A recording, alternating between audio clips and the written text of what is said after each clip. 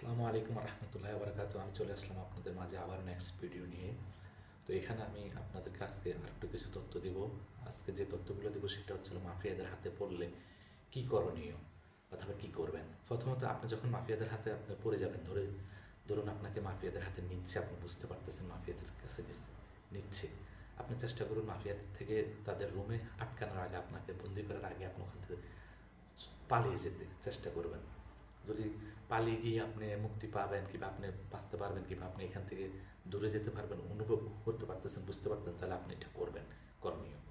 আর যদি আপনি দেখেন যে না আপনি পারবেন না, তাহলে চেষ্টা করবেন না। কারণ আপনি যদি না ফেরে ব্যর্থ হয়ে যান, আপনি যদি তাদের হাতে আবার ধরা খেয়ে যান, তাহলে তারা হয়তো আপনাকে টর্চার বেশি করবে, কারণ আপনি পালানোর চেষ্টা করছেন তার জন্য। তো যখন আপনি ওখানে যাওয়ার পর আপনাকে বলবে তুমি কি করো কিংবা গেম দিতেছো নাকি। গেম কাকে বলে? গেম অর্থাৎ আপনি যারা ইটালি যাচ্ছে, যারা গিরিজ যাচ্ছে, এদেরকে বলে গেম। মানে এইভাবে যাইলে নদীপথে যারা যায় বোট দিয়ে, তাদেরকে বলে গেম দিচ্ছে, গেম, গেমে যাচ্ছে। তখন বলতে তুমি কি গেমে যাচ্ছ না, গেমের লোক নাকি? আপনি বলবেন না, আমি এখানে কাজ করার জন্য আসছি, কাজের উদ্দেশ্যে আসছি, এটা বলবেন প্রথমত।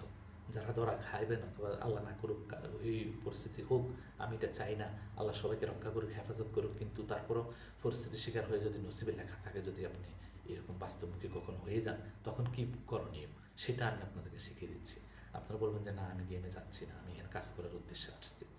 দ্বিতীয় কথা, আপনার বাড়িতে যখন আপনার ফ্যামিলিকে কথা বলতে দিবে, আপনাকে ফ্যামিলির সাথে কথা বলতে বলবে, আপনি কথাগুলা বলবেন যে আমার বাড়ি, আপনার বাড়িঘরের অবস্থা ভালো বলবেন না, অভাব অনটনা দেখাবেন কিংবা শোনাইবেন, কিংবা আপনার যদি পারে তাহলে দিবে, আর যদি না পারে বেশি আপনার সত্য যেটা সেটাই বলে যাবেন, কিংবা আপনার কতটুকু কী আসছে অ্যাবিলিটি আপনি সেটা বলবেন।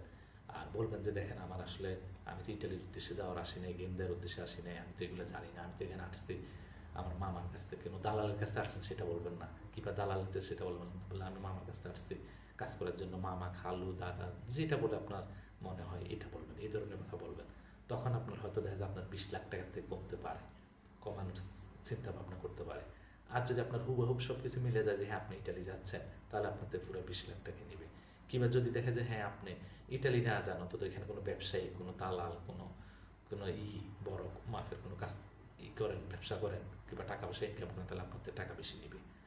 দ্বিতীয় কথা হচ্ছে বাড়িতে কী করণীয়।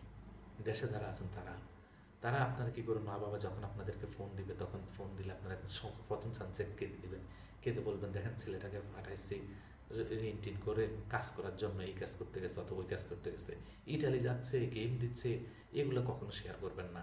আপনারা কিছু কিছু মানুষ দেখে যে ভুল করে ফেলেন, যেমন আমার সাথে যে ছিল, ওনার বউকে যখন ফোন দিচ্ছে, ওনার বউ বলতেছে তোমারা না দালালি করতে না করছে, তোমারা না করছে এইসব কাম করতে, না এসব কাম ছাইড়া দিতে।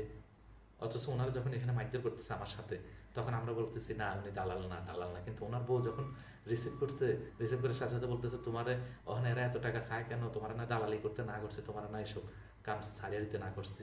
তো বউর কথার কারণে কিন্তু জামাই ধরা খেয়ে গেছে, জামাই ধরা খেয়েছে, জানান ক্যাফায়েত এনএত আমার সাথে ছিল। তো ওনার একটা তথ্য দেখে দিলাম এইরকম। তো আপনারা এই ভুলগুলো করবেন না, ওখান থেকে শুনবেন মাফিয়ারা কী বলে, মাফিয়াদেরকে যত নরম হয়ে বলতে পারেন বলবেন, বিনত হয়ে বলবেন, এবং কি কান্নাকাটি কম, যতটুকু করার করবেন, কিন্তু আপনারা ওই সাথে সাথে টাকা দিয়ে ফেলবেন না, কিবা একটু বুঝতে চেষ্টা করবেন, কিবা আপনার আত্মীয় স্বজন কে আসতে এদের সাথে একটু বুঝবেন, কিবা ভালো মন্দ নিজে একটু ভাববেন কী করণীয়। আর বলবেন আমরা গরিব মানুষ, আমরা টাকা যদি থাকে তাহলে কি আমরা কি ওই দেশে যেত নাকি, কিবা যদি 20 লাখ টাকা থাকে তাহলে আমরা ওই দেশে যাইতাম কেন, এই দেশেই তো, বাংলাদেশে তো কিছু একটা করতো, তো এত টাকা হঠাৎ করে কোথায় পায়। এমনও ফ্যামিলি আছে দেখা যাচ্ছে কি আপনার পুরা বাড়ি বিক্রি করলে কি 20 লাখ টাকা বিক্রি করা সম্ভব, তার ফ্যামিলি বসস্থান বিক্রি করলে 20 লাখ টাকা সম্ভব না। এমন এমন ফ্যামিলি হয়ে যায়, পড়ে যায়। তো এইরকম পরিস্থিতি যে নিজে অনেকেই দেখতেছি বাড়িঘর বিক্রি করে দিয়ে দেয়। অনেকে কি বলতে, আমি যে ভিতরে ছিলাম 18 জন আমার সামনে মুক্তি পেয়েছে, বাকি আরও 11 জন আছে ভিতরে, দেখে আসলাম। তো ওদের ভিতরে দেখলাম যে বাড়িঘর বিক্রি করে দিয়ে দিচ্ছে, এখন বাড়িঘর বিক্রি করে, বসত বাড়িঘর বিক্রি করে এখন নানার বাড়িতে থাকে। এই ধরনের লোক আমি দেখলাম। বাবা মা ধৈর্য ধরে ধারণ করতে পারে না, কান্নায় ভেঙে পড়ে, কান্নায় জর্জরিত হয়ে ছেলে মেয়ের কষ্ট দিয়ে সহ্য করতে পারে না, সাথে সাথে টাকা পয়সা দিয়ে দেয়, না থাকলো না থাকা সত্ত্ব বাড়িঘর বসস্থানের চিন্তা করে না, সব বিক্রি করে দিয়ে দেয়, দিয়ে দিচ্ছে। এরকম প্রমাণ দেখেছি আমি। তাদেরকে এত কষ্টের মধ্যে সহ্য করতে পারে না বাবা মা, যখন এই বলে দেয়। আর দ্বিতীয় কথা, আপনাদেরকে ভিডিও কল দিলে ভিডিও কল ধরবেন না, ভিডিও কলের এই সমস্যা ওই সমস্যা দেখাইবেন, বলবেন যে ভিডিও ক্যামেরা ভালো না অথবা কম দামি মোবাইল, ভিডিও কলের এই নেই, ক্যামেরা আসে না।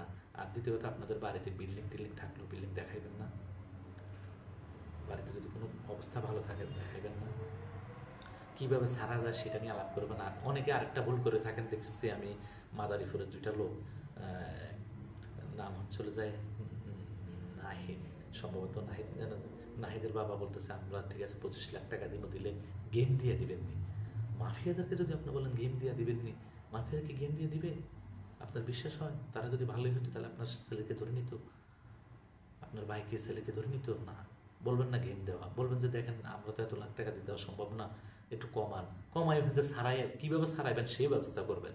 কিন্তু মাফিয়াদেরকে কখনো বলবেন না যে আপনারা আমার টাকা দিব এত লাখ টাকা, ঠিক আছে গেম দিয়ে দিয়েন, ওনারা ইটালি পাঠায় দিয়েন, এগুলো বলবেন কেন? ওরা আরও এটা বলবেন যে ভাই গেম দিব কই থেকে, নিজে খাওয়ার টাকায় ফাটাইতে কষ্ট হতে যাতে আপনারা যেটা দাবি করতেন সেটাই দিতে পারতেছি না, আর ওনাকে গেম দিব কি, গেম দিতে পারবো না ভাই, টাকা ঢুকে দিতে কেমনে দিব, এত টাকা না, সম্ভব না। কিন্তু অনেকে ভুল করে ফেলেন, দুজন লোক আমি দেখছি, আমি থাকা অবস্থায় দেখছি, বলতেছে ঠিক আছে 25 লাখ টাকা দিব, ওই গেম দিয়ে দিয়েন, ওনারে ইটালি পাঠায় দিয়েন। এগুলো বলেন কেন? এগুলো বলবেন না, এটা কিন্তু ঠিক না। আর আরেকটা কথা আমি যেটা বলতে চাচ্ছি সেটা হচ্ছে গিয়ে আপনারা যে ওখানে থাকা অবস্থায় কোনো মামলা টামলা আইনের কিছু আশ্রয় নিয়েন না, তাইলে অনেক টর্চার করে। যদি পারেন হয়তো পরিচিত কারোর দিয়ে হয়তো যদি ওখান থেকে মুক্তি করার লাইন থাকে চেষ্টা করবেন, আপনাদের এরকম কেউ যদি থাকে। কিন্তু টাকা তারা হাতে হাতে নেয় না, লিবিয়াতে টাকা নেয় না, দিনার নেয় না, তারা বাংলাদেশ থেকে টাকা নিবে ব্যাংকের মাধ্যমে অথবা বিকাশের মাধ্যমে।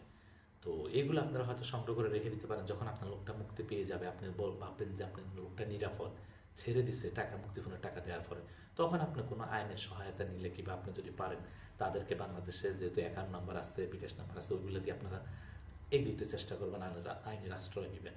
কিন্তু ওই মুহূর্তে আইনের আশ্রয় নিলে অনেক টর্চার করে, অনেক মারধর করে। তো আপনারা এই জিনিসগুলো লক্ষ্য করবেন, লক্ষ্য রাখবেন।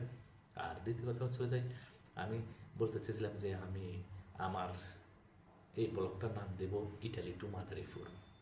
আপনারা এখন থেকে আমার আবেগ দিয়ে আমি বলতেছি, আপনারা একটু ভেবেচিন্তে দেখবেন কিন্তু যে আমার কথাটা কিন্তু খারাপ কিনা। কারণ কি এই জন্যে বলতেছি, আমি ওখানে যতদিন ছিলাম দেখলাম প্রত্যেকটা দিন মাদারীপুরের লোক দেখে দেখে বেছে বেছে ফাস্টফুড বেছে খুঁজে মাদারীপুরের লোক নিয়ে আসে।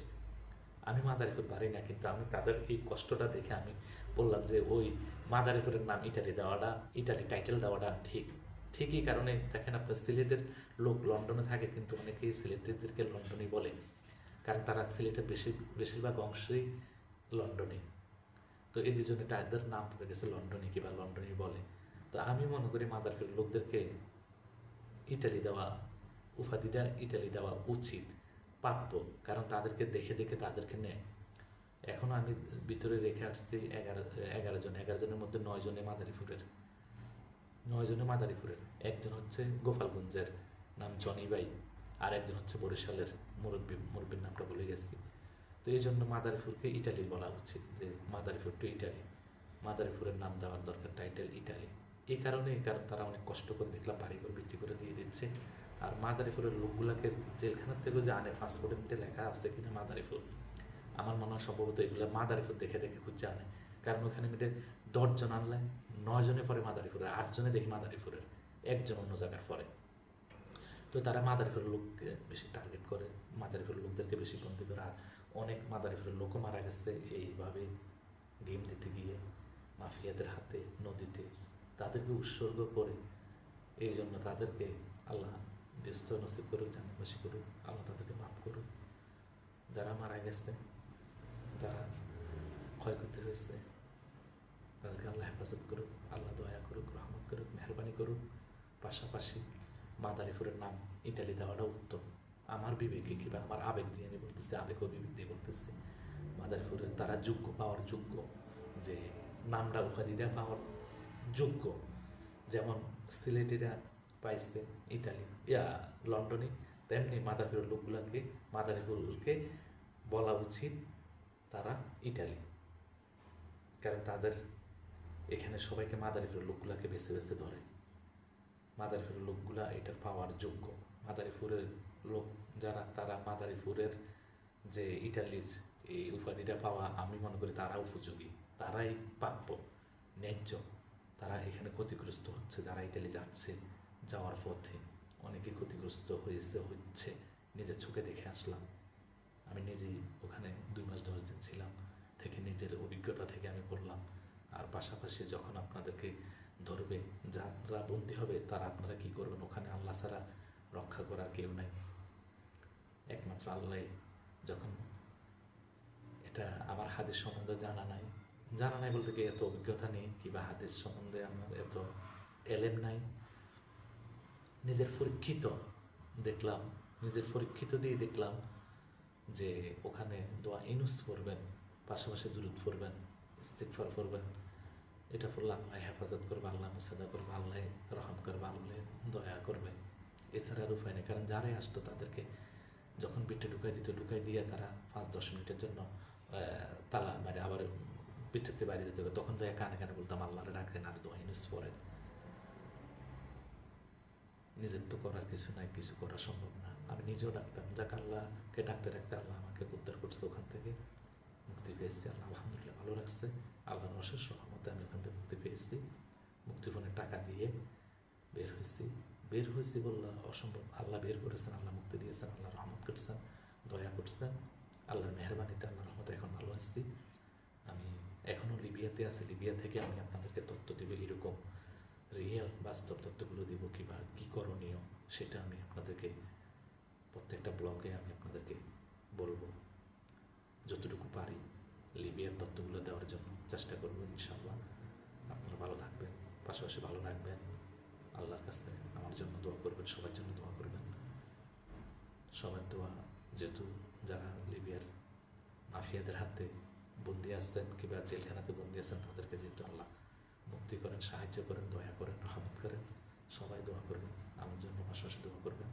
বাংলাদেশ জিন্দাবাদ, বাংলাদেশ ইসলামিক দল জিন্দাবাদ, ইসলামিক ঐক্য জিন্দাবাদ, বাংলাদেশ জামাত ইসলাম জিন্দাবাদ।